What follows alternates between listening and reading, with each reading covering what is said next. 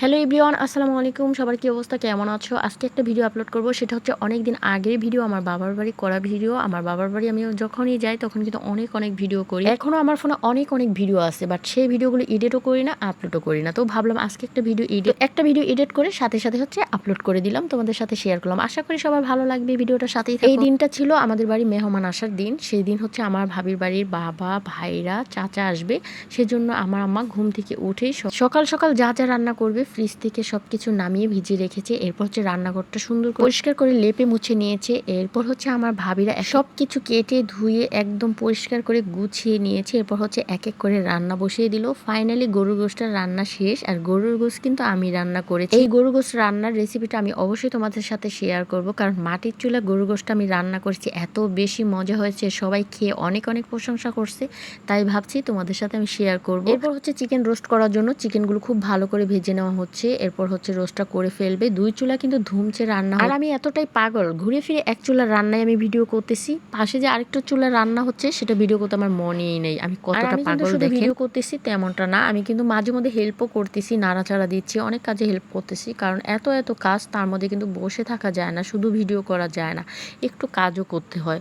So সেটাই করছি। আর আমি বাড়ি গেলে না অনেক ভিডিও করি, বাট কোনো ভিডিও সম্পূর্ণ করি না। আছে না যে একটা ভিডিও শুরু থেকে শেষটা করি না। এই জন্য হচ্ছে ভিডিও যখন বানাতে যাই তখন কিন্তু একটা থেকে আরেকটা খুঁজে পাই না, সেই জন্য করা হয় না। তো ফাইনালি চিকেন রোস্টটা রান্না হয়ে গেছে, কালারটা কিন্তু অনেক বেশি সুন্দর হয়েছে। এখন হচ্ছে এক চুলায় ভাত আর এক চুলায় পায়েস রান্না করা হচ্ছে। এরপর হচ্ছে চিংড়ি ফ্রাই করবে, কারণ চিংড়ি মালাইকারি করার জন্য। কয়েকদিন আগে আমার একটা কাকাতো বোনের বিয়ে হলো, অনেক রিলস ভিডিও আপলোড করেছি, বাট বড় ভিডিও একটাও আপলোড করি নাই। এখন এরকম অবস্থা হয়ে গেছে আমার, বড় ভিডিও না দিতে এখন আর বড় ভিডিও এডিটও করতে ইচ্ছে করে না, আপলোডও করতে ইচ্ছে করে না। আর ওই যে সম্পূর্ণ ভিডিও যে করি না, সেই জন্য দিতেও পারি না, মানে এরকম অবস্থা এখন আমার বর্তমানের। তো যাই হোক, চিংড়ি মালাইকারিটা কিন্তু অনেক বেশি সুন্দর হয়েছে, অনেক বেশি লোভনীয় হয়েছে। আমার মায়ের হাতের রান্না বলে কথা, আমার মা কিন্তু অনেক মজা করে রান্না করে। তো এখনই কিন্তু দেখে খেতে ইচ্ছে করছে। এরপর হচ্ছে ডিম সিদ্ধ করে নিচ্ছে। পোলাওয়ের সাথে কিন্তু একটু সাদা ডিম ভাজা দিবে, এই জন্য হচ্ছে ডিমটা সিদ্ধ করে ছিলে একটু সামান্য হলুদের গুঁড়ো আর হচ্ছে লবণ মিক্স করে ভেজে নিয়েছে। পায়েস রান্না করতেছে, পায়েস রান্না করার জন্য নিয়েছে খাঁটি গরুর দুধগুলো অনেক সময় নিয়ে জাল করা হচ্ছে। আমার মা যখনই পায়েস রান্না করে না কেন, অনেক সময় নিয়ে দুধ জাল করে পায়েস রান্না করে, আর পায়েস লাল হয়ে যায়, খেতে এত মজা হয় না আমার মায়ের হাতের পায়েস। সবকিছু রান্না শেষ, লাস্ট দুইটা রান্না রয়ে গেছে, একটা হচ্ছে পোলাও আর একটা হচ্ছে খাসির মাংস রান্না হচ্ছে আরেক চুলায়। তো ফাইনালি সবকিছু রান্না হয়ে গেছে। ওদিকে মেহমান চলে আসছে, বাট আমি এতটাই ব্যস্ত ছিলাম, মেহমান আসার পর একটু ভিডিও করতে পারি না। মেহমানকে কিন্তু অনেক কিছু খাবার দেওয়া হয়েছে আসার পরে। তো মেহমান কি নিয়ে আসছে সেগুলো কিন্তু একটু ভিডিও করে নিলাম, কারণ মেহমান আসার পরে কি দিয়েছে খেতে সেগুলো করতে পারি না, এতটাই ব্যস্ত ছিলাম। ফাইনালি সবকিছু রান্না শেষ। আমার আম্মা খুব সুন্দর করে গুছিয়ে নিয়েছে, সালাদ, শাক ভাজি, ডিম, চিংড়ি মালাইকারি, চিকেন রোস্ট, তারপর হচ্ছে গরুর গোশত, সাদা ভাত, পোলাও, ডাল, পায়েস, সব কিছু রান্না শেষ।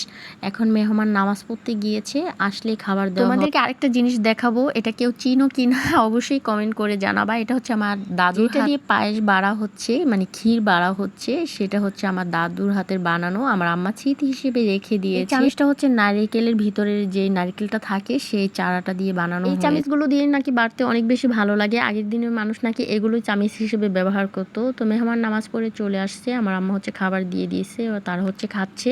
আর আমার ভাবির মা হচ্ছে একা বাসায় রয়ে গেছে, তো তার জন্য কিছু খাবার হচ্ছে দিয়ে দিবে, এই জন্য বাটিতে বেড়ে রেখেছে।